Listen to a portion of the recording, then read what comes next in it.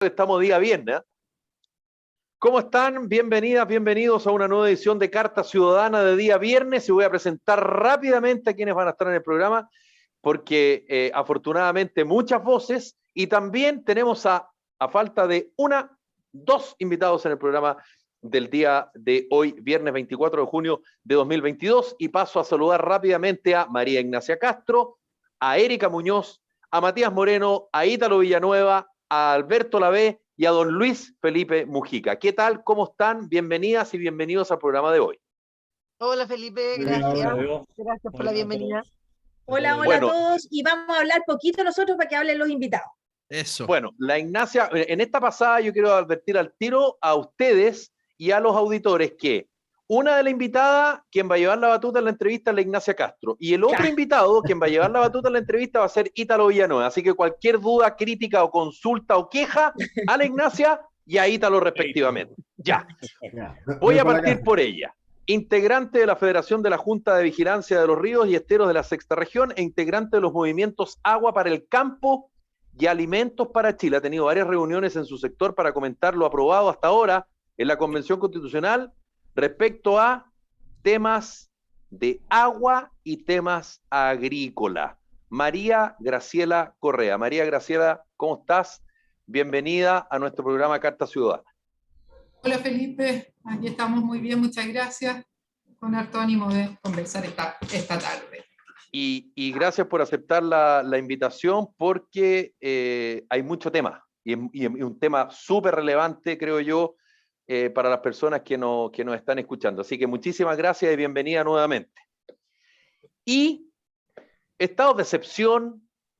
Oye, a propósito de estado de excepción, ¿vieron a una de las convencionales constituyentes? Bueno, ya lo vamos a comentar acerca Terrible. de eso. La calamidad Violencia, pública. terrorismo, delincuencia, seguridad. ¿Qué herramientas tendría eventualmente, si es que se aprueba el 4 de septiembre, la nueva Constitución? Sobre eso y más, vamos a conversar con Germán Concha, que está con nosotros. ¿Qué tal, Germán? Bienvenido a Carta Ciudadana. Muchas gracias por la invitación y muy interesado en participar en este programa. ¿Quién arranca? ¿Quién parte? ¿Quién quiere hacer la primera pregunta, la reflexión, a Graciela o a Germán? ¿Quién se anima? Don Luis Felipe Mujica, después va Alberto Lavé. Vamos, tocayo, juegue. Hola, buenas tardes. Oye, a Germán, yo creo que la pregunta que tú le hiciste es clave, porque uno de los puntos críticos que tenemos hoy día es el tema de la seguridad. Y vemos que el texto que se está proponiendo a la lectura de un lego como yo es menos fuerte de lo que tenemos actual. Y si actualmente estamos con problemas para controlarlo, ¿cómo será futuro? ¿Qué opinas de eso, Germán? A ver, habría que separar algunas cosas. Primero, la Constitución establece las herramientas más gruesas. El detalle habitualmente se le entrega a la ley. Y obviamente esas herramientas, tanto en lo grueso en la Constitución como en lo que está en la ley, depende de la voluntad de usarlas. Tú puedes dotar a los gobiernos de las atribuciones, si los gobiernos no las quieren usar, las atribuciones quedan ahí, y la Constitución no es culpable de eso, por decirlo de alguna manera. Ahora, si uno compara lo que ha generado más discusión, o una de las más grandes, es lo que tiene que ver con estados de excepción. Los estados de excepción son regímenes especiales que habilitan a la autoridad para tomar medidas excepcionales, de ahí viene el nombre, ante situaciones críticas que está viendo el país. Esto es tradicionalmente, por ejemplo, qué pasa en caso de catástrofe. Esto es lo que las personas conocemos, la calamidad pública, un terremoto, una inundación, etc. Y eso te permite darle a la autoridad, al Ejecutivo, al gobierno, atribuciones especiales que permiten restringir derechos de los particulares, que en términos normales tú no podrías restringir. Por ejemplo, libertad de moverse, la llamada libertad ambulatoria. Y así, hoy día tú tienes 4 estados de excepción. Uno que se llama de catástrofe, que es para esto, las calamidades públicas. Otro que se llama de asamblea, que es el que se utiliza en caso de guerra externa, cuando te invade otro país o estás en guerra con otro país. Otro que es el de sitio, que es para situaciones de desorden interno, pero muy grave. La lógica, para que se entienda fácil, es casi guerra civil. O sea, guerra civil o casi guerra civil, cosas de ese nivel. Y otro que es el llamado estado de emergencia, que es un estado intermedio que te permite ir cuando lo que está pasando en el país es más grave que lo que puede controlar la policía sola, y básicamente qué es lo que tú necesitas, que las Fuerzas Armadas colaboren. Pero que colaboren no simplemente en lo que hacen en estado de catástrofe, que es ayudando, pero prestando helicópteros, camiones, etcétera, sino que colaboren usando fuerza, que es lo que te complica, porque es lo que hay que controlar, digamos. Ese estado, perdona, solo para cerrar la idea, ese estado de emergencia, que es el que se está hoy día usando en la macrozona sur, ese es el sistema que está propuesto en la Constitución que se propone, no existe. Ese estado desaparece. No hay estado de emergencia en la propuesta. O sea, se queda para lo muy, muy grave y para lo habitual, digamos. Y en te queda para las situaciones que no tienen que ver con desorden, calamidad pública, que es otra cosa, te queda para la guerra, que es otra cosa, y te queda para situaciones que ya se agravaron demasiado, por decirlo de alguna manera. Pero no estoy diciendo que lo de la macrozona sur no sea grave, pero estoy diciendo que la lógica es que el derecho permita tener herramientas que tú puedes usar gradualmente, para no tener que salir no sé, pues a matar moscas a balazos, por decirlo de alguna manera, con una escopeta, sino que tú puedas ir graduando la utilización de la fuerza. Eso desaparece del sistema actual. O sea, perdón. Perdón meter la cuchara. ¿Cuál es la lógica de eso, Germán, más allá que tú estés en contra, digamos? ¿Cuál es esa lógica? Lo que pasa es que es una lógica... el espíritu, en rigor. Sí, lo que pasa es que es una lógica, tú apuntas al tema de fondo, es una lógica que tiene una desconfianza fundamental con el uso de la fuerza legítimamente. Aquí lo que hay, si uno lo quisiera plantear, es que hay una confusión en el sentido de que entender que todo uso de violencia por parte del Estado es ilícito.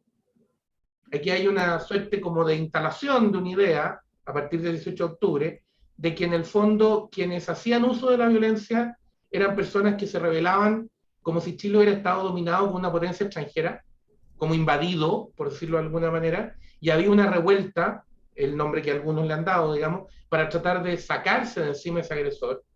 Y por lo tanto la utilización del Estado de la fuerza en sentido legítimo no era posible, o era mal vista, o era incluso indebida o ilícita. Tú has visto cómo se han planteado algunas discusiones respecto de las intervenciones que hacen las Fuerzas Armadas para defenderse o para restablecer el orden, que son tratados prácticamente, insisto, como agresores. Y eso significa no entender que precisamente una de las herramientas que tiene el Estado es el uso de la fuerza legítima, porque él tiene el monopolio de la fuerza, para garantizar el Estado de Derecho.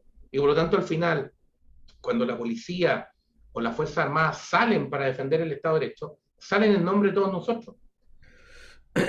Oye, hablando con nosotros el licenciado en Derecho, Germán Concha, Luis Felipe Mujica va de nuevo, Germán, y está ahí Alberto, y me imagino también la Erika, la Ignacia, en fin, Matías. Van levantando, y acuérdense de ir diciendo a quién le hacen la pregunta, porfa. Dale, tocayo. Germán, solamente cortito, yo no sé si es constitucional o no, pero ¿de dónde salió que hay que tener fuerza proporcional a la que se recibe y no la fuerza para evitar eso, como es el monopolio de la fuerza? Y yo no sé si es constitucional o, como tú dices, herramienta que tiene el Estado que no lo usa. Ahí hay si se quiere, a mi juicio, hay una confusión que está planteada en una norma que no es constitucional, que es una norma de rango más bajo, que se conoce por la sigla RUF, que son las reglas del uso de la fuerza, que son las reglas que se establecen para que las Fuerzas Armadas operen a partir de ellas cuando tienen que salir. Y ahí hay una distorsión, perdón que me alargue un poco, pero para que se entienda la distorsión. Los particulares, cuando nos defendemos de una agresión, invocamos una cosa que se llama legítima defensa, que es una institución distinta, porque en términos normales nosotros tenemos prohibido usar la fuerza, porque nosotros hemos cedido la autodefensa, defendernos por nosotros mismos, al Estado, al sistema estatal público. Por lo tanto, cuando yo uso la fuerza contra alguien, estoy haciendo algo que en principio no debiera hacer. Y por ende tengo que probar que fui víctima de una agresión injusta, que yo me defendí y que esa defensa fue proporcional a la agresión que recibí.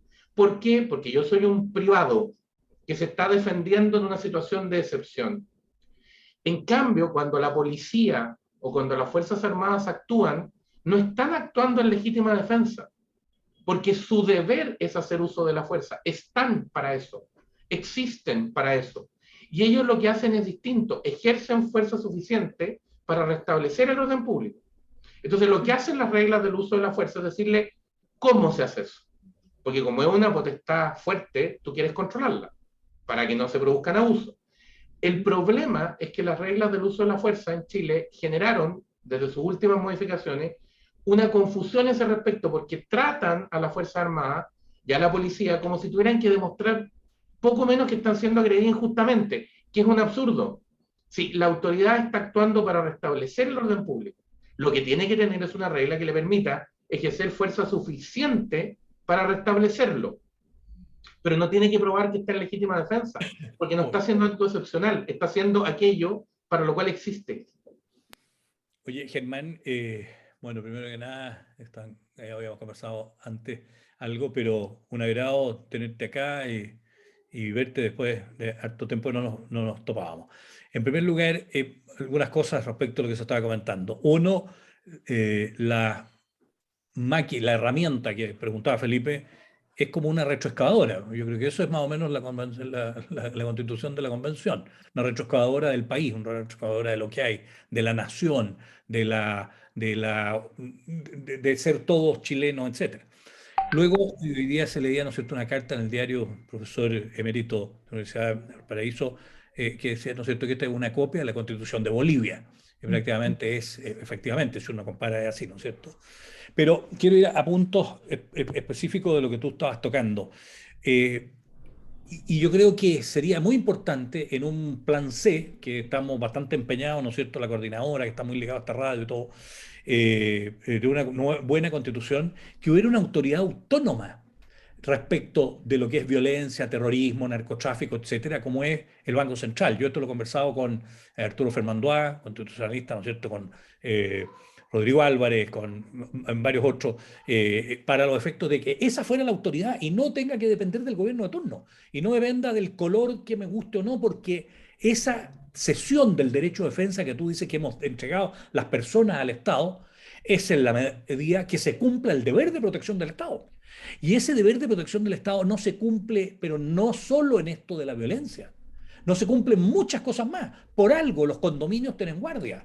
Por algo los edificios y todo, y los barrios tienen guardia. Y poblaciones populares tienen guardia, porque se tienen que ellos dar la protección que no les da el Estado.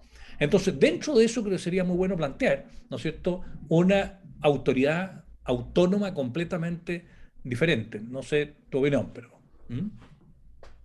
A ver, lo que pasa es que la Constitución actual intentó, de una manera un poco distinta, pero intentó estructurar algo al final parecido, en el siguiente sentido.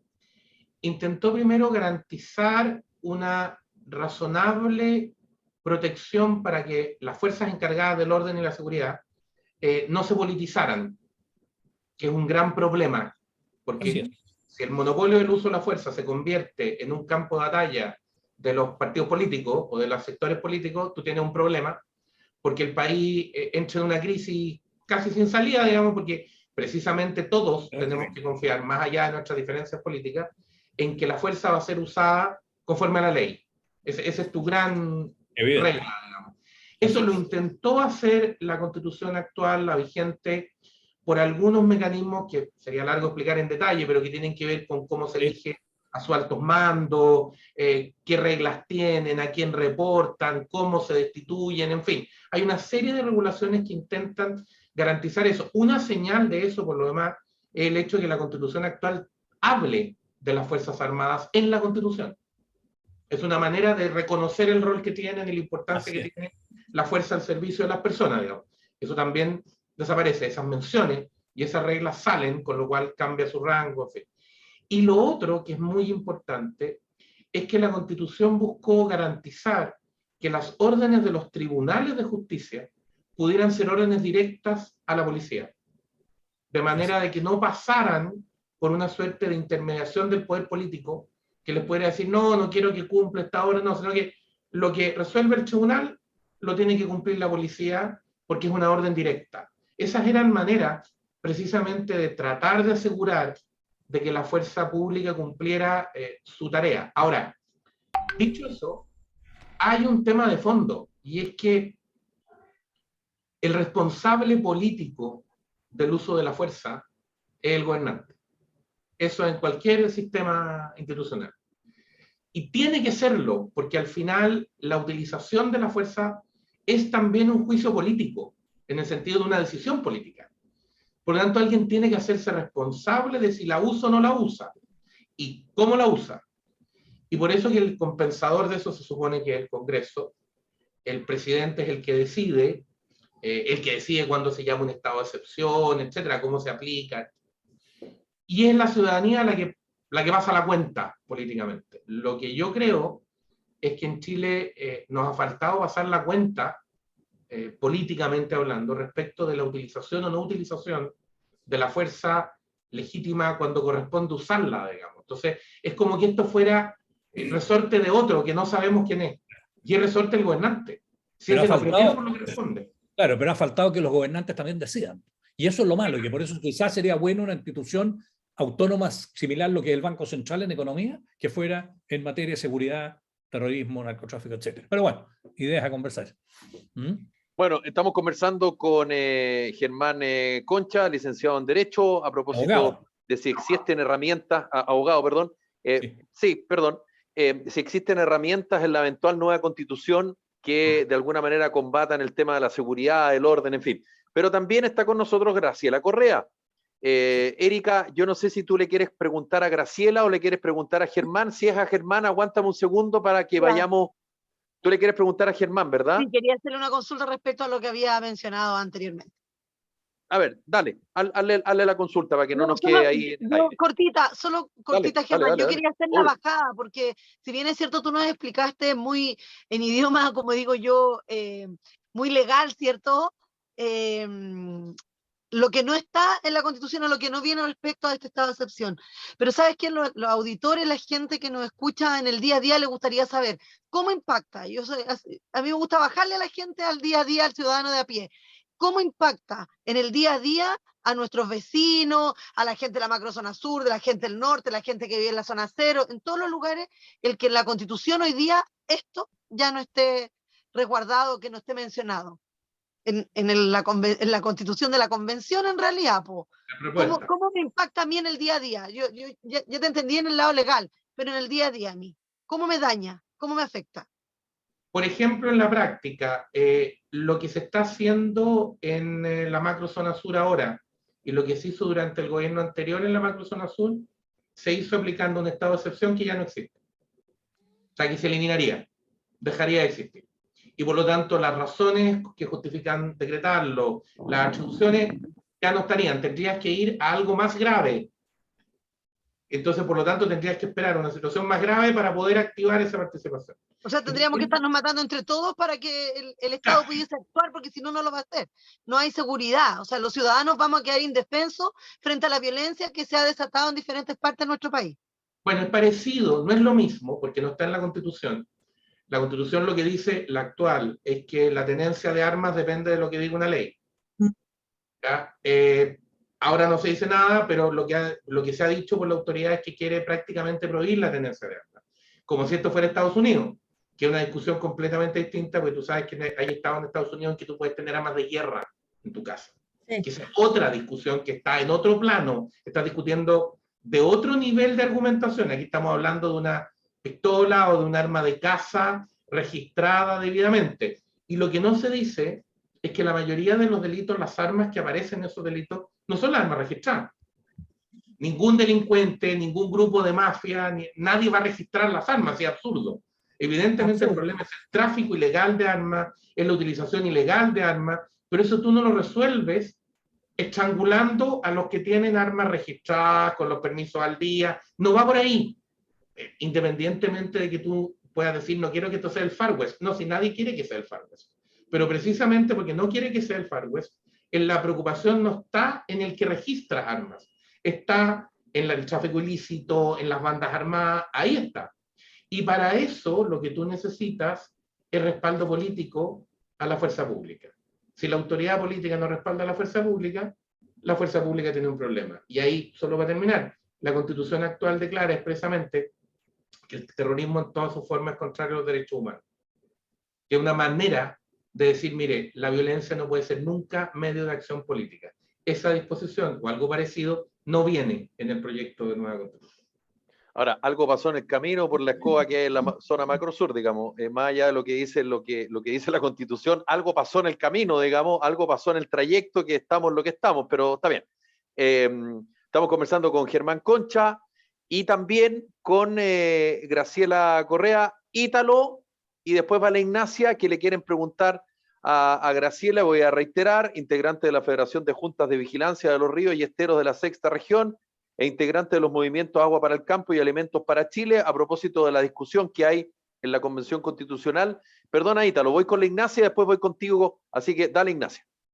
Oye, mira, antes que nada quería hacer un alcance referente a la seguridad, que lo he escuchado mucho, esto de que este gobierno no estaba en su agenda el tema seguridad.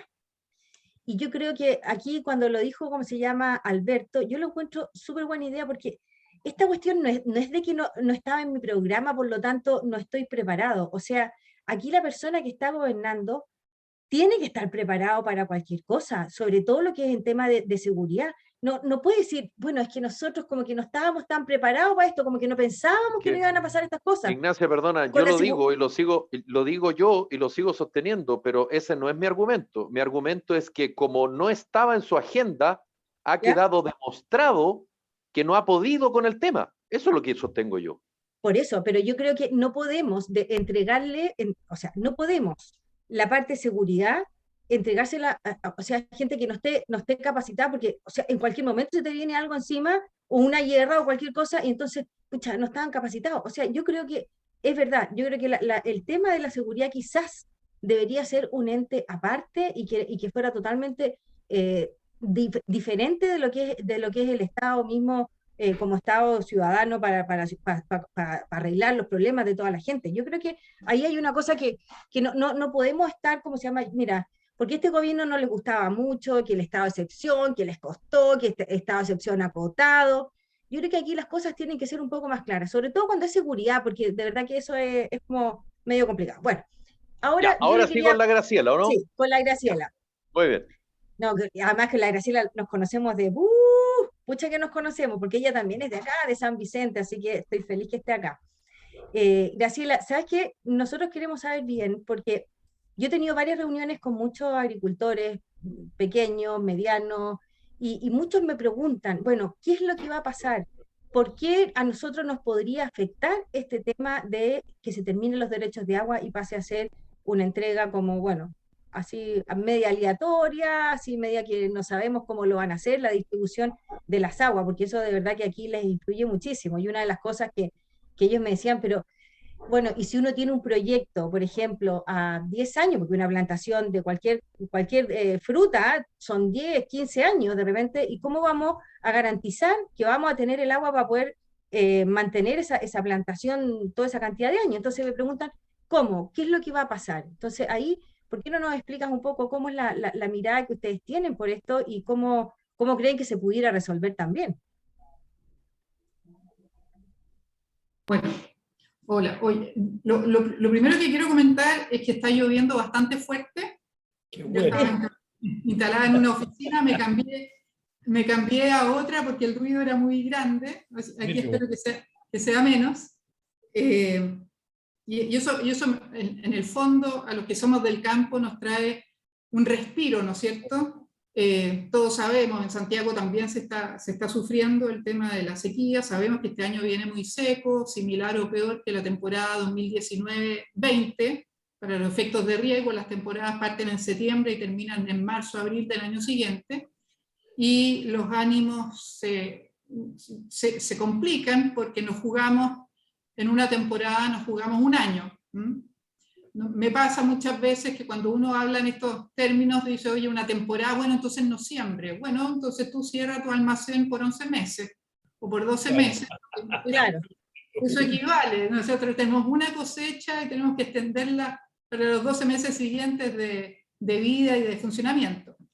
Ahora, respecto del tema agua, no voy a ser tan clara como, como un buen abogado que explica los temas que domina absolutamente. Yo administro canales, hija, nieta, bisnieta de agricultores, y ando buena parte del tiempo en terreno también.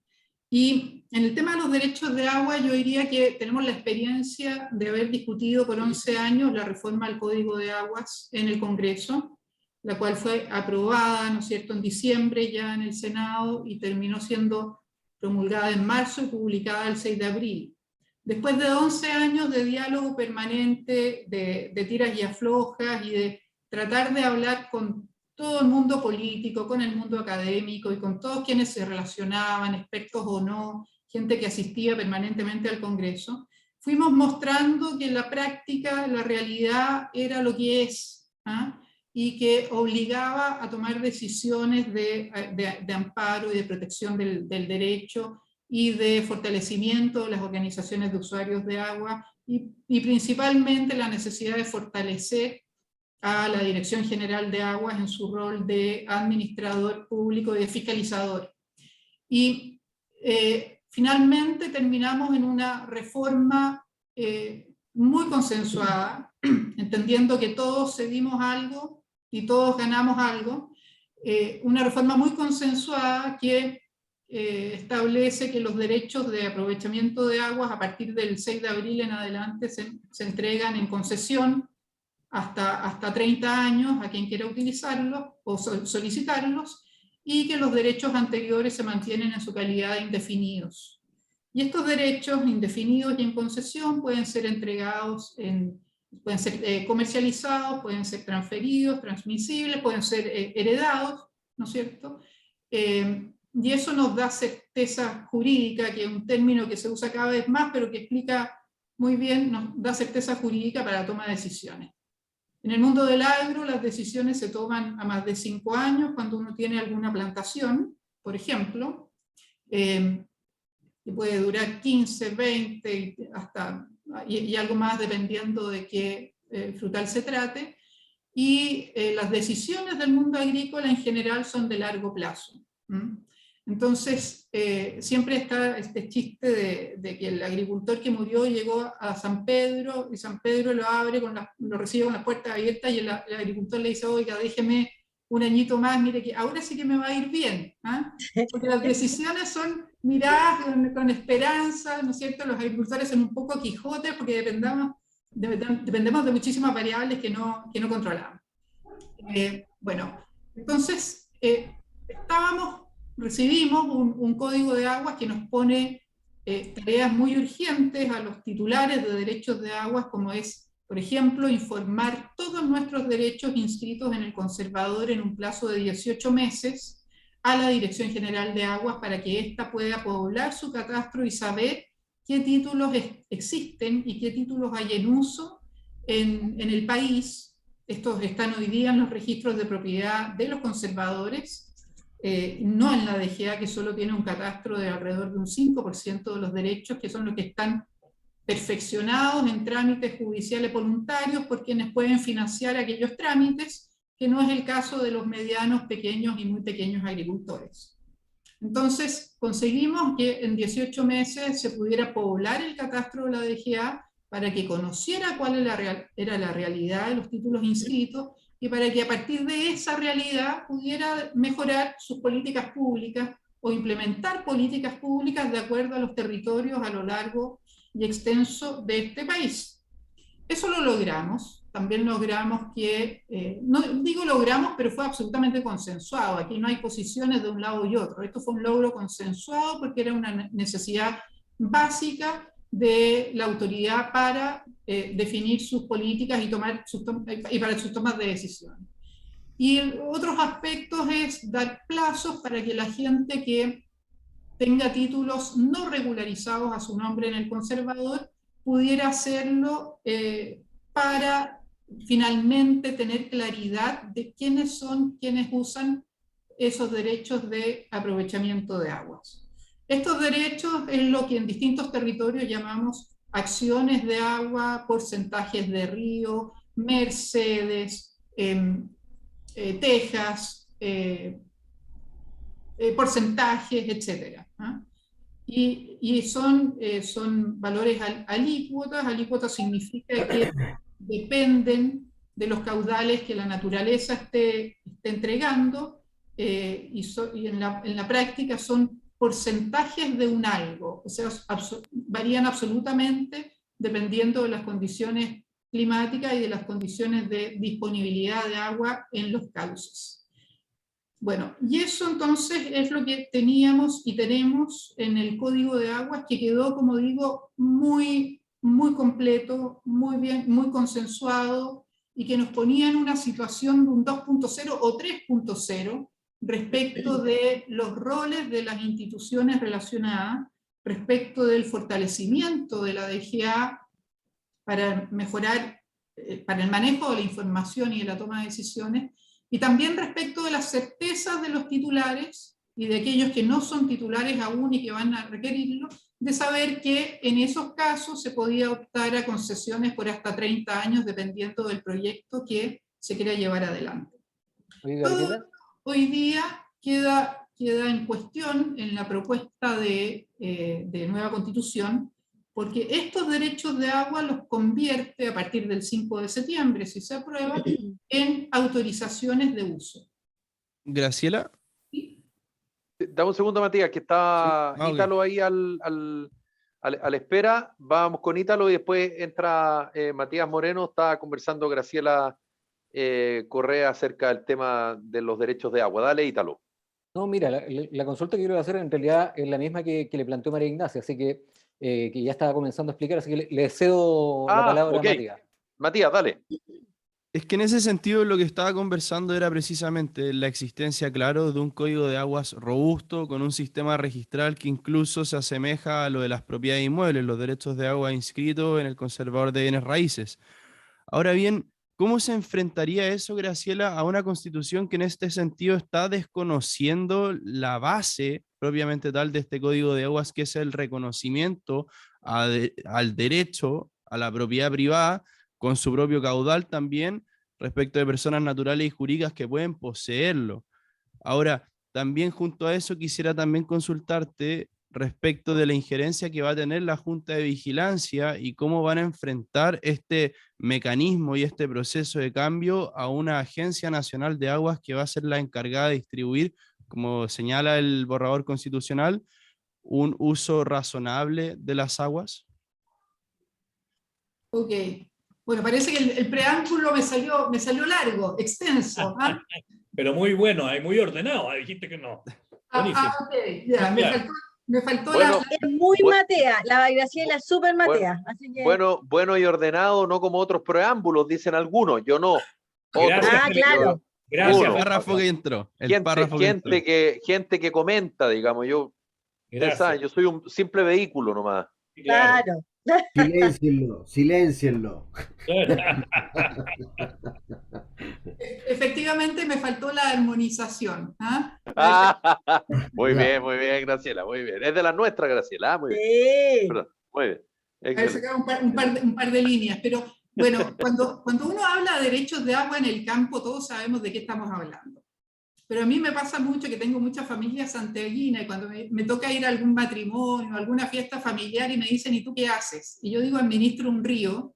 Sé que los siguientes 40 minutos voy a estar explicando qué es lo que hago.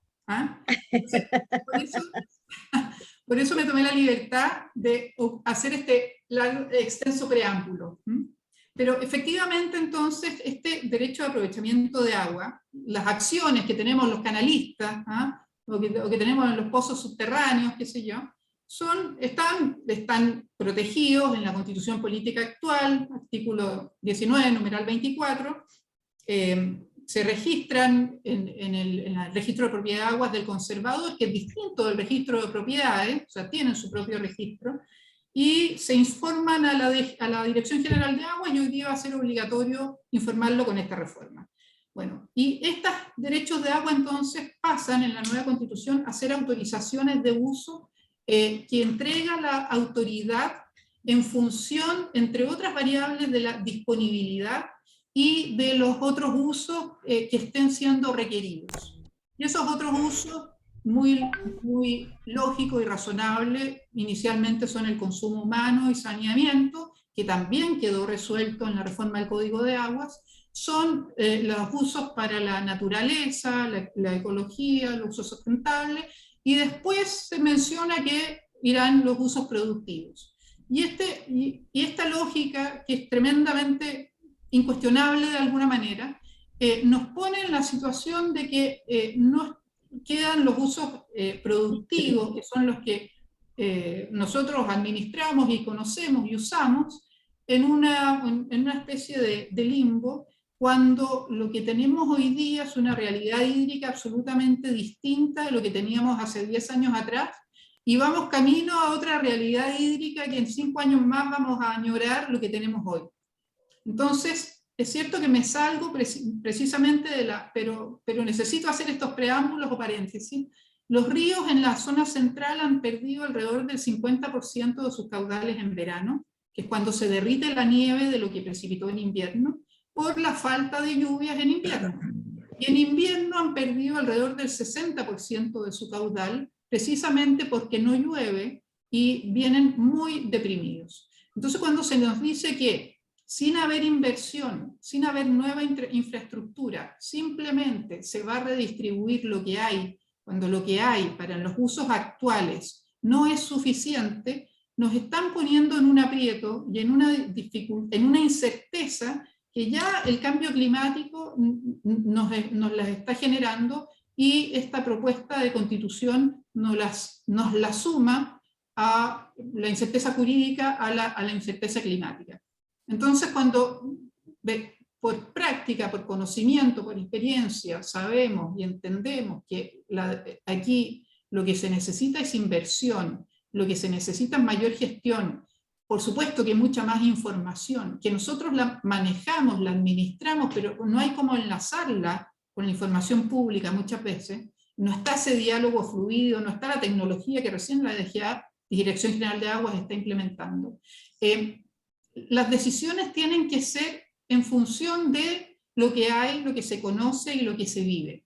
Y aquí estamos, como digo, pasando estos derechos de agua, que son propiedad, que son concesión, que dan certeza jurídica, que van a tener 30 años de extensión para la toma de decisiones, a autorizaciones temporales, incomerciables, y ya se ha hablado mucho en las noticias, ¿no es cierto?, el impacto de la incomerciabilidad cuando hay usos entre sanitarias y agricultores, intercambios, etc.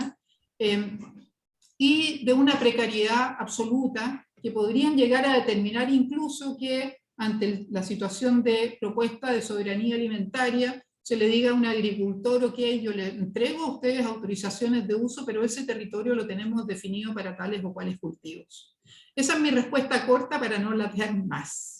Estamos con Graciela Concha, va Luis Felipe, perdón, con Graciela Correa, voy con Luis Felipe Mujica. Luis Felipe le quiere preguntar a Graciela y después retomamos la ronda de preguntas con Germán, salvo que alguien más quiera preguntarle algo más a Graciela, me avisa, pero dale, Luis Felipe.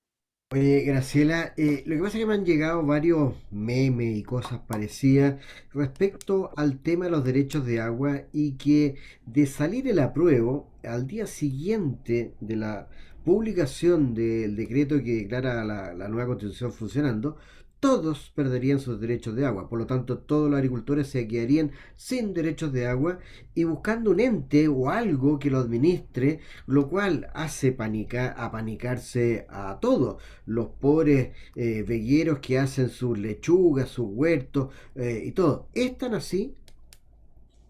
Así es, efectivamente. Precisamente, y lo dice y está en los transitorios, ¿no es cierto?, es que, y así lo interpretamos, ¿ah?, es que a partir del 5 de septiembre,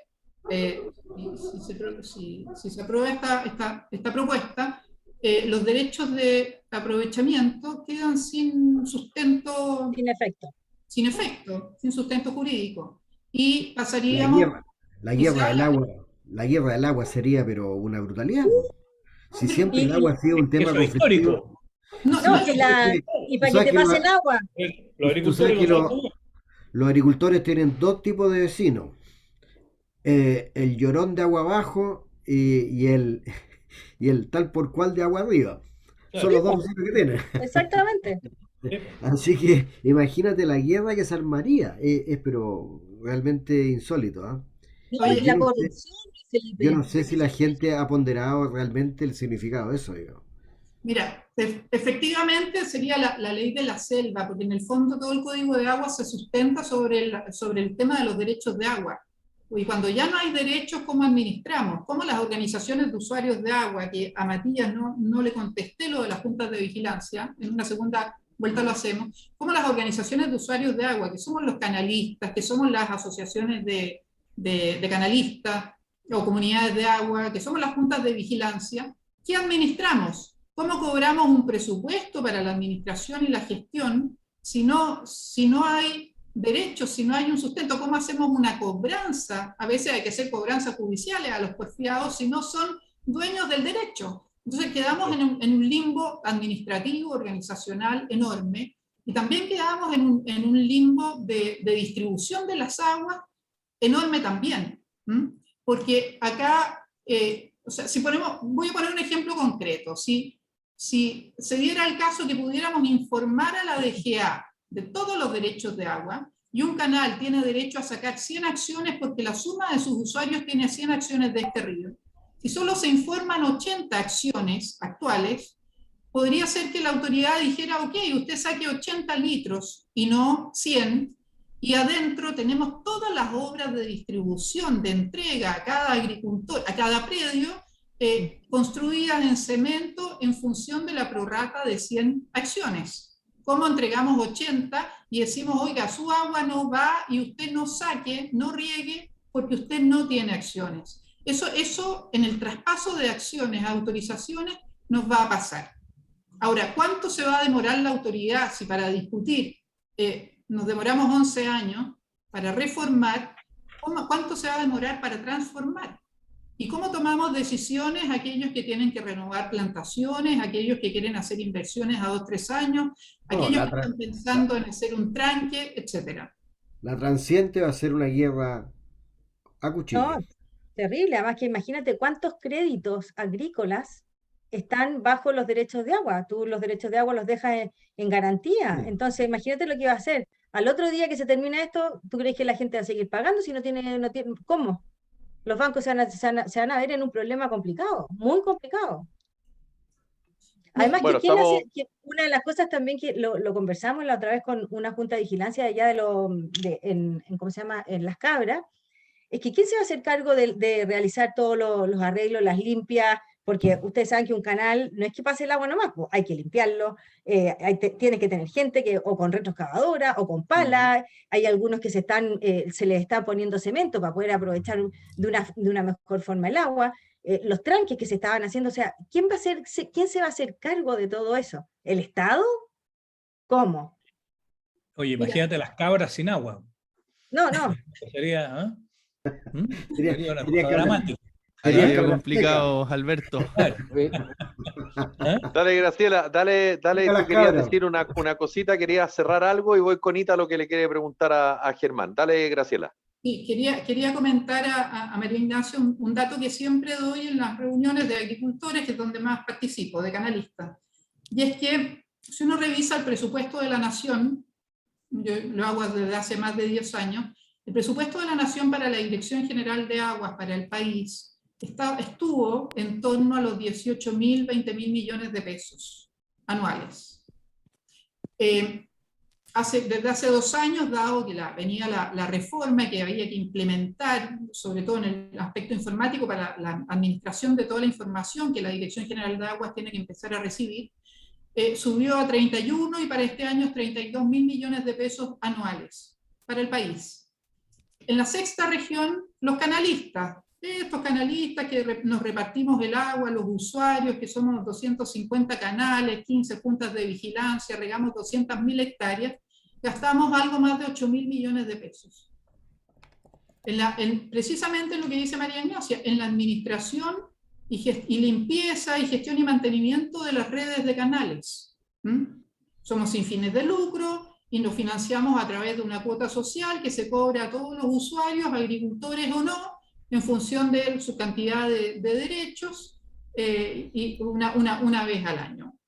Entonces, miren la desproporción. O sea, hasta hace 3 años atrás la DGA disponía de 20.000 millones de pesos y aquí nomás nosotros gastábamos 8.000 millones de pesos. Ese comentario quería hacer.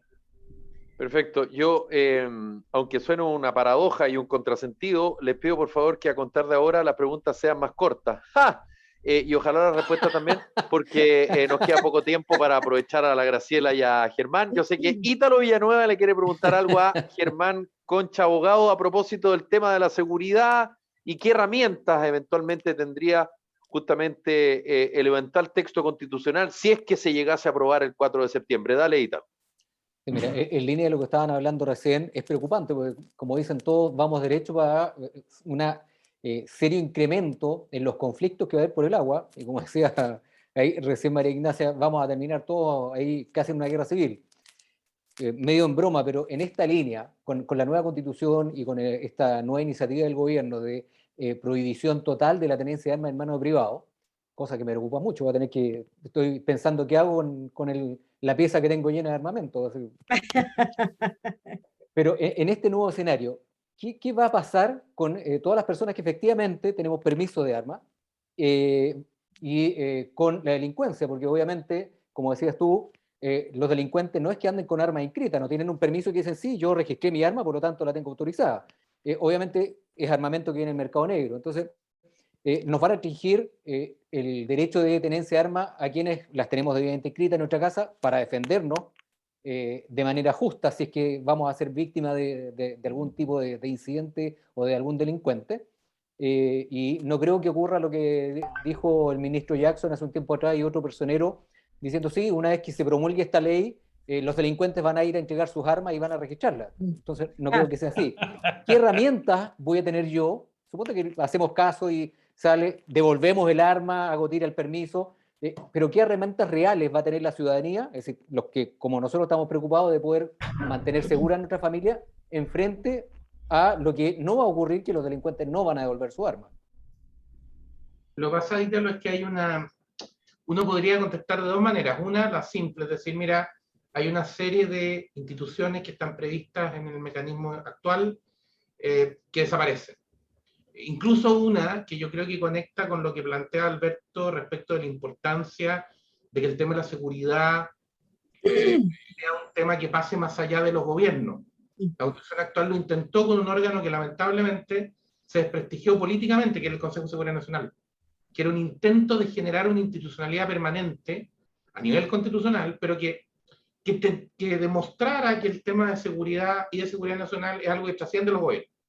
Por distintas razones, fundamentalmente políticas, ese órgano se fue desperfilando y quemando, diría uno en términos simples. Por lo tanto, al final había muchas razones para decir, ¿sabes qué? No funcionó, pensemos en otro.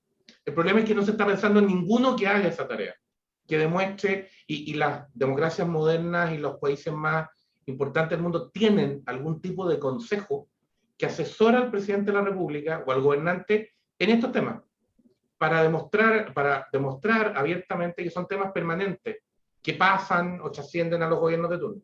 Esa sería la respuesta simple. Aquí te faltan herramientas porque se están desmontando y no se está proponiendo nada en cambio. Se lo está dejando todo al legislador, o sea, veremos qué pasa. Sin una métrica. La más profunda, me parece a mí, es que hay una idea de fondo en alguna de los redactores de la propuesta, sobre todo en una cierta mayoría dentro de la convención, que no quiere reconocer que la delincuencia es un problema de decisiones personales de sujetos que deciden ir contra la ley, sino que insiste en ver en la delincuencia más bien una reacción a un problema estructural, un análisis más marxista en el fondo, que dice, mire, no es culpa de los delincuentes, es culpa del sistema que fuerza a algunas personas a actuar de esa manera. Entonces es una visión medio ingenua, si se quiere, que sostiene, si usted resuelve las otras cosas, la delincuencia se va a quedar sola. O sea, la delincuencia existe porque el sistema es tan malo que la delincuencia funciona como una reacción al sistema. Si usted reemplaza el sistema por una suerte casi como de arte de magia, la delincuencia va a desaparecer. En vez de entender que la delincuencia es la consecuencia de una decisión voluntaria de ciertas personas que deciden por la razón que sea, hacer cosas que están prohibidas, digamos, y por lo tanto tú tienes que defender el orden institucional, no es perseguir a nadie por querer perseguir a alguien, es defender la ley, punto. Estamos Si tú- conversando con Germán, perdona Germán que te interrumpa, pero la Erika te quiere preguntar, Matías te quiere preguntar, Luis Felipe Mujica te quiere preguntar, Alberto Lavé todo te quiere preguntar, así que para que alcance el tiempo, dale Erika. Dale, Muy dale, corto. no, dale. Muy corto. Germán, una de las razones por las cuales se supone que tuvimos estallido social y de ahí este proceso de escribir una nueva constitución fue la delincuencia, justamente. Entonces hoy día los vecinos, los ciudadanos del país, quieren respuesta a esos dolores sociales que teníamos como país, que tiene que ver con la delincuencia. ¿Qué dice? Literalmente, según lo que tú has leído de esta propuesta constitucional, ¿qué dice la convención que a mí, como ciudadana, como vecina de una población en Villa Alemana, por ejemplo, porque yo vivo en Villa Alemana, en una población en la parte alta de Villa Alemana, me deje tranquila porque en realidad se va a terminar la delincuencia en el país gracias a que se escribió una nueva constitución para responderle al pueblo porque los derechos sociales, uno era la inseguridad pública? Lo que veníamos comentando, yo resumiría, para no alargar, en que el proyecto de constitución le da mucho menos importancia al tema de seguridad y por lo tanto al tema de combate a la delincuencia que la normativa vigente. Ahora, no lo vas a resolver todo en la Constitución, es cierto, pero los principios tienen que estar en la Constitución. Y lo que sacas de la Constitución apuntaba a garantizar precisamente objetivos en ese ámbito. Y eso sale. O sea, no Oye, tengo Germán, seguridad con esta nueva ninguna, propuesta, no tengo seguridad que la delincuencia va a ir disminuyendo. ninguna. Alberto, un momento, por favor. Oye, perdón. Alberto, un momentito. Sí. Germán, la Erika te hizo una contrapregunta, si se la puedes contestar. Lo que pasa es que no vas a tener una obligación formal del Estado de concentrarse en ese tema como la tienes hoy. Perfecto. Eso es lo que puede garantizar la Constitución, digamos. Estamos conversando con Germán Concha, va Matías Moreno, después de esto va Alberto Lavé. Dale, Matías. Hermano, un poco para irnos hacia lo general, ya que hemos abordado en harto tiempo y con varias preguntas la materia de seguridad, quisiera consultarte también algo que nace también de la ciudadanía, de mis amigos también más jóvenes, que les reina la duda, porque si bien hay cambios grandes en la Constitución, bien es sabido que son principios y su aplicación no viene directamente de la Constitución, sino como tú señalabas al principio, de reglamentos y mecanismos. Yo te quería consultar ahí, Germán, ¿cuánto tiempo va a mediar desde una eventual aprobación del cuerpo constitucional hacia una efectiva aplicación mediante los mecanismos que tú señalas que se van a proponer? Lo que pasa es que eso es lo que se conoce en términos técnicos como el régimen transitorio, que es el proceso que tú haces para hacer el calce, por decirlo de alguna manera. Tú tienes que lograr que la legislación que incorpora el texto nuevo se ajuste o se ensamble con el texto vigente. Y tienes que hacerlo de manera de tratar de generar la menor cantidad posible de problemas. Eso habitualmente toma tiempo. Y es probablemente la parte de ingeniería, diría uno, más complicada. Porque hay que ser súper cuidadoso porque ahí se empiezan a ver los problemas. Y por ende, ahí es donde te empiezas a dar cuenta de los vacíos. Ahora, dos cosas. Una, las transitorias no cambian el contenido del texto que aprobaste. O sea, si tú apruebas un texto que, por ejemplo, elimina el Senado, las transitorias no van a recrear el Senado. Pueden hacer que el Senado agonice por más rato, digamos. Pueden estirar la agonía un rato, pero no lo pueden restablecer, porque el cuerpo permanente es el que manda. Claro, pero este régimen, Germán, este régimen transitorio va a ir especificado en cuanto a su duración o vamos a vivir una suerte de ambigüedad en cuanto a nuestro proceso constitucional? Lo que pasa es que yo creo que lo que decía Graciela recién es un muy buen ejemplo. Tú tienes disposiciones transitorias que regulan la entrada de distintas partes de la Constitución en vigencia de manera distinta. Eso es relativamente normal. Tú vas haciendo que algunas cosas entren primero, otras después, etc. Pero si tú dices, por ejemplo, desde el día 1 de la vigencia del nuevo texto, todos los derechos de agua se convierten en permiso, y se convierten así, automáticamente, surgen 500 preguntas jurídicas, ya, pero pero ¿cómo cambio los registros? ¿Quién administra el catastro? ¿Cómo se hace eso? ¿Qué pasa si hay un problema? ¿Cómo se hace? ¿A quién hay que pagar indemnización? ¿No hay que pagar indemnización? ¿Se puede reclamar? ¿No se puede reclamar? Todo eso, tú se supone que más allá de la opinión que tengas sobre la decisión, tendría que estar con un puente. Y esos puentes son los que faltan, o los que en algunos casos tú dices, no entiendo bien cómo van a funcionar. Claro. Y entiendo más que como no está el registro de las discusiones en actas, corrígeme Germán si me equivoco, tampoco tú puedes ir al espíritu. ¿No es verdad? No hay, claro, no hay hay algunos registros, pero no hay un registro como el que tú tendrías en el Congreso, que tú vas mirando en detalle. Exacto, exacto. Ese detalle, por lo menos, no se ha dado a conocer. Entonces tú no tienes en todas las discusiones, en todas las normas, en todos los acuerdos, una manera de decir, aquí lo que quisieron decir fue esto. Entonces vas a tener además problemas de interpretación. Germán, te quiere preguntar Alberto Lavey y después va Luis Felipe Mujica, que yo creo que ya ahí estamos con el tiempo. Dale, Alberto. Al punto de la ¿Cómo tan seguridad. rápido? Oye, al punto de la seguridad, la Declaración Universal de los Derechos Humanos, ¿no es cierto? En el artículo 3 dispone que todo individuo tiene derecho a la vida, a la libertad y a la seguridad de su persona.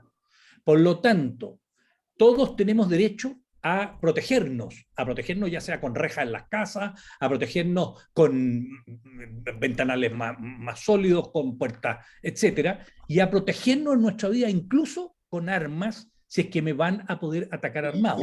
Yo no tengo armas, pero no me las pueden quitar. Pero ya es un tema, ¿no es cierto?, atentatorio a los derechos humanos, que el proyecto de la Convención tiene varios atentados a los derechos humanos. ¿O no? Claro, lo que pasa, Alberto, es que ahí hay dos cosas. Una, la mayoría de la Convención tiende a leer esas disposiciones como una protección frente a los abusos del Estado únicamente. Entonces claro. Está pensando en que la seguridad significa que no entre un organismo dependiente del Estado y me detenga indebidamente. Cosa que es cierto, eso hay que protegerlo y hay que evitarlo. ¿Estoy de acuerdo? Pero la otra parte es que también el Estado tiene un deber de combatir la delincuencia, porque de hecho existe para eso. Porque la idea es que nosotros no queremos defendernos a nosotros mismos, porque si cada uno se defiende a sí mismo, entonces ya no hay derecho, sino que depende de quién tiene el garrote más grande. Y la idea es que esto dependa de la racionalidad expresada en la ley, no del garrote más grande. Por eso el único que controla el garrote grande es el Estado. Esa es la idea, digamos, que está hecha. Pero si el delincuente nos va a entregar el arma, no pueden pedirle a los no delincuentes que entreguen el arma. Eso es un absurdo. Va contra esa discusión. Qué bueno que está siguiendo a Pinilla, Alberto. Luis Felipe, por favor, dale. No, solo observar la conversación de Germán, que hablaba de que el espíritu de nuestros nuevos gobernantes es más conversar y creer que hay un problema filosófico. Fue bueno acordarnos del inicio de este gobierno, que partió con una ida con tutti a la zona dura de Temucuicui, y que no salieron a recibir con globos, sino que fue con balazos, ¿ya? Y ahí yo digo, bueno, ingenuidad. Y arrancaron. Soberbia, claro, ingenuidad, soberbia, inexperiencia o ideología purísima. Entonces, realmente estamos ante una situación bastante compleja, porque nos encontramos gobernados por gente que tiene o muy ideológicamente cargado o con mucha falta de experiencia, y que lo hemos visto con tantas fallas administrativas que han habido últimamente. Las dos. Un poquito de fallas nomás, sí. Poquito. Germán, ¿tú quieres ¿tú quieres tomar la reflexión de Luis Felipe? Lo que pasa es que yo creo que apunta a esto que habíamos conversado, en el sentido de que aquí hay un tema, como decía, el ideológico, al final, de cómo enfrento esto. Si el combate a la delincuencia parte por llamar a la delincuencia delincuencia, si yo le pongo otro nombre y empiezo a decir, no, mira, estos son, no sé, manifestaciones ante el sistema, ya partí perdiendo la pelea. Tengo que partir llamando a la conducta, porque no se trata de estigmatizar a nadie, es partir llamando a la conducta como tiene que ser llamada. La conducta que vulnera la ley se llama delincuencia. La conducta que tiene ciertas características se llama terrorismo. Si yo no hablo de delincuencia cuando tengo que hablar de delincuencia, no hablo de terrorismo cuando tengo que hablar de terrorismo, al final lo estoy validando. Lo estoy permitiendo que esa sea una herramienta usable.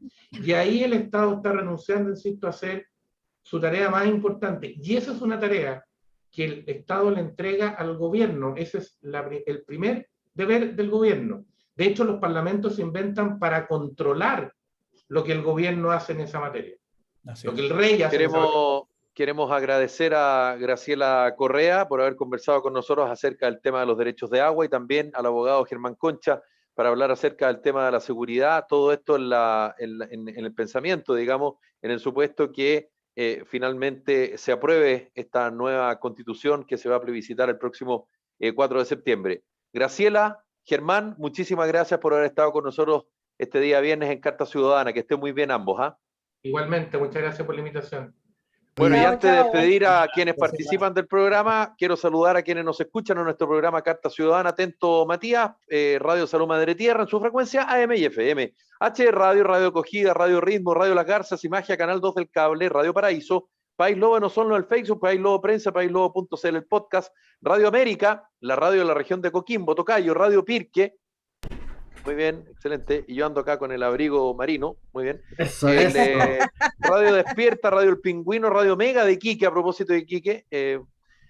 Radio Pasión Latina de Suecia. Y no es del barrio, Matías, ¿ah? Es del país Suecia, para que no te asustes.